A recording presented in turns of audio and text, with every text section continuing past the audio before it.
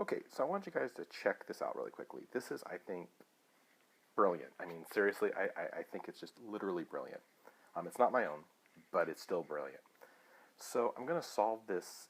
I'm going to solve this equation differently than we normally would. I'm not going to worry about factoring right now. I'm just going to, aside from factoring, right, normally we'd do completing the square. So I'm going to complete the square in a different way.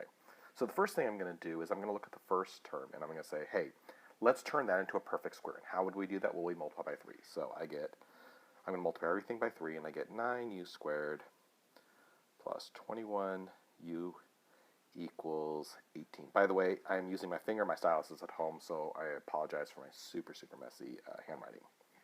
Anyway, let's keep on going. So now what I want to do is I look at that second term, and it's an odd number, and it's kind of bad. So I don't want to deal with an odd number there. So what I'm going to do now is I'm going to multiply by 4, right? Because 4 is a nice square number, so I can multiply everything by 4, and that will still keep the first term a nice perfect square.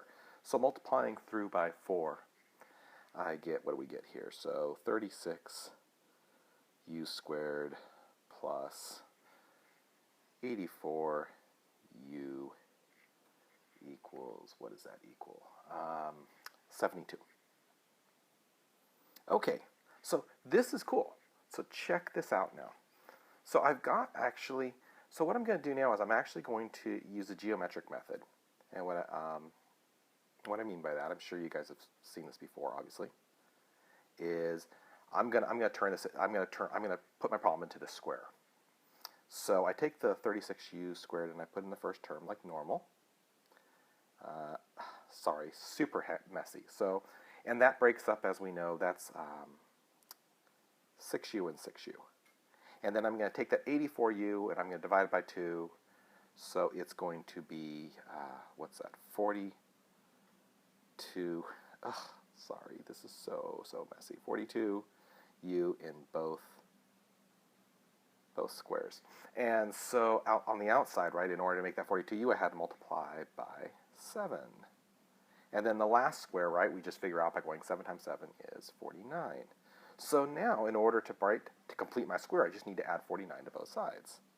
So 36u squared plus 84 plus 49 equals 121. Yes, I did a nice one. Now, we're there, right? I mean, this is it. So we get 6u plus 7, quantity squared, equals 121, and we are ready to solve this thing. Now, here's the thing.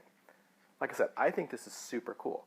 But if you want to see, I think, the power of it, use it to complete the square using ax squared plus bx plus c, right? It produces the quadratic formula in such an easy way. So I'm kind of curious why we just don't do this more often. It's like, I don't know. I mean, I just think it's brilliant, and it's super easy, and it's illustrative of what we are doing. We are forcing something to become a square, which is what completing the square is. But I don't know. I think the completing the square part that we normally do is harder and maybe more theoretical. I think harder for students to grasp.